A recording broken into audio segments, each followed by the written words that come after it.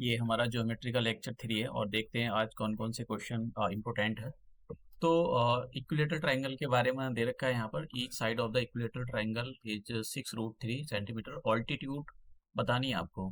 तो मैंने altitude of the equilateral triangle मतलब हाइट के बारे में आपको बताया था। उसका जो फॉर्मूला होता है वो ये होता है, मल्टीप्लाई साइड। ये ठीक है। और एरिया का फॉर्मूला मैंने आपको बताया था, जल्दी से बता देता हूँ आपको यहाँ पर। साइड का स्क्वायर, तो ये तो नहीं पूछा है, बस हाइट पूछ रहा है। तो स्क्वायर √3 अपॉन 2। साइड कितनी है यहाँ पर? 6√3।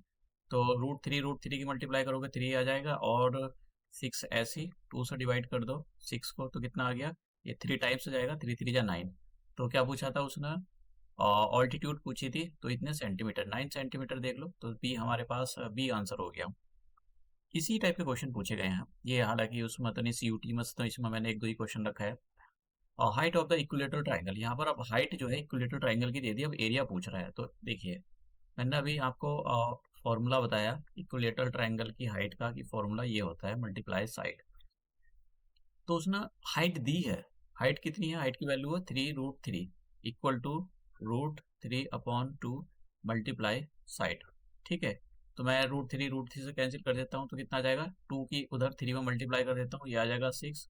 तो यहाँ पर आ गया साइड, साइड मेरे पास 6 आ गई।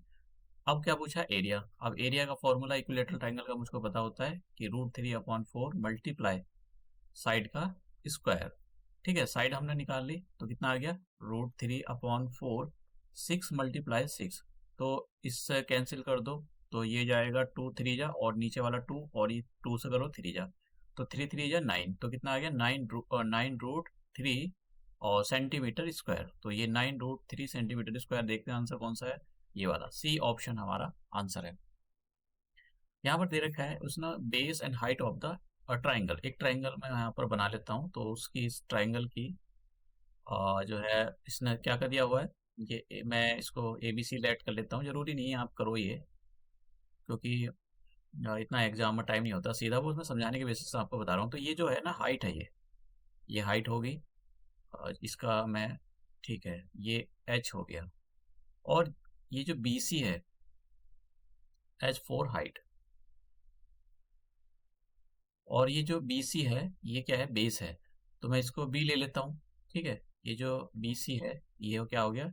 बेस हो गया, क्योंकि हाइट जहाँ रुकी हुई होती है, दैट इज द बेस बन जाता है। अब उसने यहाँ पर रेशियो दे रखा है, किसका? बेस का। ये वाला क्वेश्चन पूछा गया था, बेस का और हाइट का रेशियो दिया हुआ है। ठीक है, बेस और हाइट का रेशियो 3:4। तो इससे क्या पता लगता है? इससे पता लगता है कि जो बेस होगा, हम यहाँ पर 3x ले लेते हैं, और हाइट जो है वो 4x हो गई। अब एरिया का फॉर्मूला हमको पता है कि एरिया ऑफ द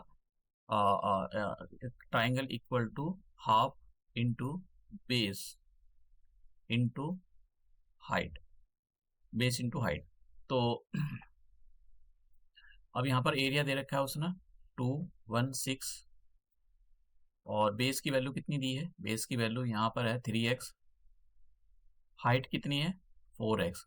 2 से कैंसिल कर लो, तो 2 की टेबल में कितना गया? 2 जा, और 2 से इसको कैंसिल कर लो, तो 2 बन जा, और 2 8 जा, 3 से कैंसिल कर लो, तो कितना टाइम जाएगा? 3 3 जा, और 3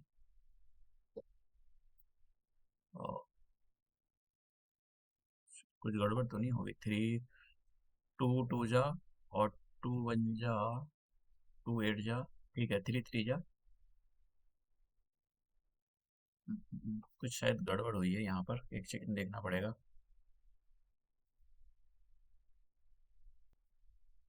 तो हमने कैंसिल कर दिया 3 की टेबल से, तो ये आ गया हमारा इधर 36। तो कितना बचा यहाँ पर? एक तो ये वाला x बचा, मल्टीप्लाई ये x, तो कितना आ जाएगा? हम इसको लिख लेते हैं, x इक्वल टू 36। तो x की वैल्यू कितनी आ गई यहाँ पर? 6। क्या पूछा क्वेश्चन के अंदर? हाइट पूछी है।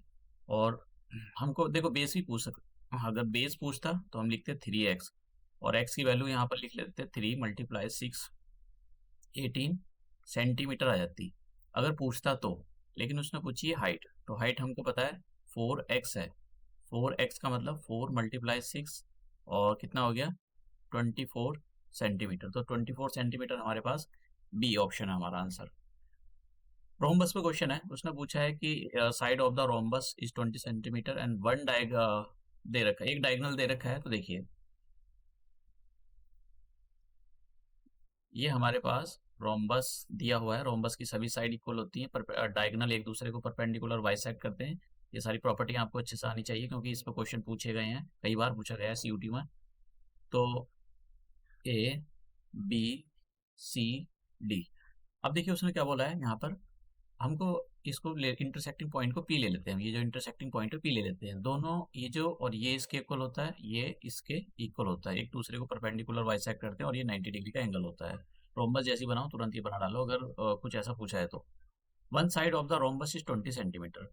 रोम्बस की एक साइड दे रखी है 20 सेंटीमीटर। तो सिंपल सी बात है, सभी साइड 20 सेंटीमीटर होगी क्योंकि सभी साइड बराबर होती है। और उसने बोला कि one of its diagonals measure 24 centimetre. तो यहाँ पर एक डायगनल दे दिया ए सी को बोल दिया उसने 24 सेंटीमीटर। तो सिंपल सी बात है, ये 12 हो जाएगा और ये भी 12 हो जाएगा क्योंकि परपेंडिकुलर बाइसेक्टर का मतलब ये जो पी पॉइंट है इस पूरे ए सी को दो इक्वल पार्ट में डिवाइड कर रहा है। अब क्या पूछ रहा है, एरिया पूछ रहा है। तो एरिया कैसे निकालते हैं, एरिया का पता है हमको कि दोनों डायगोनल निकालने पड़ेंगे हमको। तो हम क्या काम करते हैं, यहाँ से एक डायगोनल निकाल लेते हैं, मतलब पीवी निकाल लेते हैं। पीवी जितना आएगा फिर उसको डबल कर देंगे तो हमारे पास और ये जो है डी बी आ जाएगा। तो हम जो क्या काम करते हैं, in triangle A B P. तो ये जो 90 डिग्री के सामने वाला हाइपोटेनियस होता है, ठीक है, तो हाइपोटेनियस कितना होगा यहाँ पर, ए बी का स्क्वायर इक्वल टू किसी एक को बेस मान लेते हैं, ए पी का स्क्वायर प्लस पी बी का स्क्वायर। ए बी की वैल्यू 24 दे रखी है और ए पी 12 दिया हुआ है और ये जो है बी पी, इसको ऐसे रहने दें।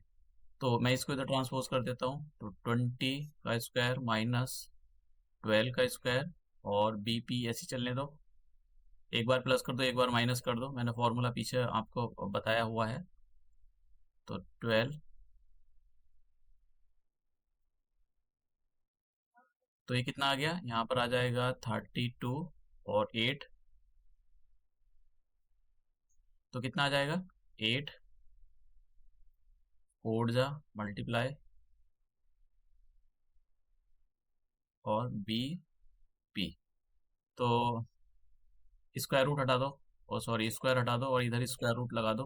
तो 8 मल्टीप्लाई 8 मल्टीप्लाई ए, तो इससे एक 8 बाहर आ जाएगा और इस 4 से एक 2 बाहर आ जाएगा। तो यहाँ पर कितना आ गया 16। यानी मेरे पास जो है देखिए ये वाला ये 16 आ गया, तो ये भी 16 आ जाएगा। तो क्या पूछा था, एरिया पूछा था। तो पूरा जो बी डी है, बी डी यहाँ लिख देता हूँ, तो बी डी कितना आ जाएगा, बी डी आ गया मेरे पास 16 plus 16 that is the 32। Area पूछा है, area of the rhombus, area of the rhombus का फॉर्मूला हाफ इंटू पहला डायगोनल मल्टीप्लाई दूसरा डायगोनल। तो हाफ डायगोनल कितना है यहाँ पर, देखिए एक डायगोनल दे रखा है उसने 24 सेंटीमीटर और एक डायगोनल अभी हमने निकाला है 32 सेंटीमीटर। तो कैंसिल कर लो इसको, ये कितना जाएगा 12। तो 12 की देखो 12 और 32 की मल्टीप्लाई करके लिख लो। तो 12 टू जा कितने होते हैं 24 कैरी ओवर 2 और 12 3 जा 36, 36 और 3 और ऐड कर दो तो कितना हो गया 38। तो 38 हाँ सेंटीमीटर स्क्वायर। तो कितना आ जाएगा 384 सेंटीमीटर, डी ऑप्शन है इसका, ठीक है। तो ये हमारे लास्ट क्वेश्चन है, ये रोम्बस पर बेस है ये भी। एरिया ऑफ द रोम्बस, तो देखिए हमको रोम्बस का एरिया दे रखा है। तो रोम्बस का एरिया देने का क्या मतलब होता है कि इस टाइप के तो रोम्बस पर तो काफ़ी क्वेश्चन उसने पूछे हैं। ये हमारे पास रोम्बस हो गया, रोम्बस के जो डायगोनल होते हैं एक दूसरे को परपेंडिकुलर बाइसेक्ट करते हैं। तो इसको हम ए दे देते हैं, ये बी, ये सी, ये डी और ये पी। ये डायगोनल ये वाला पार्ट इसके इक्वल और ये वाला पार्ट जो होता है इसके इक्वल होता है। अब हम रीड करते हैं, उसने पूछा है सॉरी बोला है area of the rhombus. Rhombus का एरिया दे रखा है, length of the one diagonal is 24 centimetre. तो हम ये मान लेते हैं कि जो D1 है वो डायगोनल AC है और उसकी वैल्यू दे रखी है 20 सेंटीमीटर। तो सिंपल सी बात है, ये 10 सेंटीमीटर हो जाएगा और ये 10 सेंटीमीटर हो जाएगा। लेंथ ऑफ, अब इसको यहाँ पर और कुछ नहीं दे रखा है, तो लेंथ ऑफ ईच साइड, हमको साइड की लेंथ निकालनी है। तो एरिया का जो फॉर्मूला होता है, एरिया का फॉर्मूला होता है हाफ इंटू पहला डायगोनल मल्टीप्लाई दूसरा डायगोनल। एरिया की वैल्यू यहाँ पर 480 दी हुई है, हाफ इंटू पहला डायगोनल, मतलब एक डायगोनल दे रखा है, पहला का मतलब नहीं, एक दे रखा है बस, और इससे कैंसिल कर दो आप,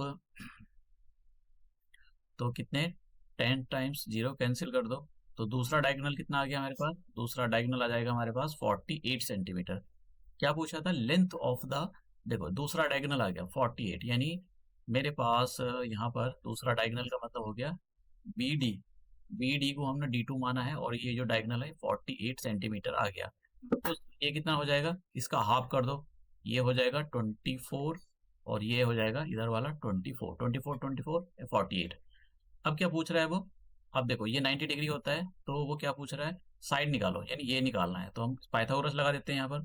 तो मैं यहाँ पर इधर लगा देता हूँ पाइथागोरस। तो पाइथागोरस क्या कहती है, ये हाइपोटेनियस का स्क्वायर, 90 डिग्री के सामने वाला हाइपोटेनियस होता है, यानी ए बी, ए बी जो है यहाँ पर हाइपोटेनियस है, और ए पी का स्क्वायर प्लस बी पी का स्क्वायर। तो ए पी कितना हो गया यहाँ पर, ए पी है 10, यानी 10 का स्क्वायर, और बी पी कितनी है 24, 24 का स्क्वायर 576 होता है, और 10 का 100, तो इनको प्लस करोगे तो कितना जाएगा, 676 आ जाएगा। तो ये कितना आ गया, ए बी। अब ए बी से स्क्वायर हटाओ और दूसरी साइड स्क्वायर रूट ऑपरेट कर दो 3 से ये, और इससे बाहर निकालोगे तो ये होता है मेरे पास 26 सेंटीमीटर। तो ए बी क्या है, हमको साइड है हमारी, तो पूछ रहा था length of the side of the rhombus, तो कितना है 26, तो आंसर कितना हो जाएगा हमारे पास सी। तो हमने देखा कि किस टाइप के क्वेश्चन, इसमें से मैंने कुछ क्वेश्चन मतलब जो सीयूटी में रखे हैं, लेकिन ईयर का नाम मैं रखना भूल गया है। तो ये इस टाइप के क्वेश्चन सीयूटी में पूछे जा रहे हैं, मैंने आपको प्रैक्टिस कराई। सी देखो ज्योमेट्री का जो मैंने यहाँ पर सिलेबस में नहीं डाला, जो मैंने पीछे आपको सिलेबस में दिखाया था कि ज्योमेट्री है सिलेबस के अंदर, और ज्योमेट्री से काफ़ी क्वेश्चन पूछे जा रहे हैं, तो आप उसको इग्नोर नहीं कर सकते हो। और उसके जैसे मैंने कहा था, लेक्चर काफ़ी सारे लेक्चर आएंगे उसके, क्योंकि इसमें ज्योमेट्री में बहुत सारी चीज़ें इंक्लूडेड है। तो ये हम अपना जो लेक्चर है इसको यहीं रोकते हैं, और हम कल नए लेक्चर में मिलेंगे।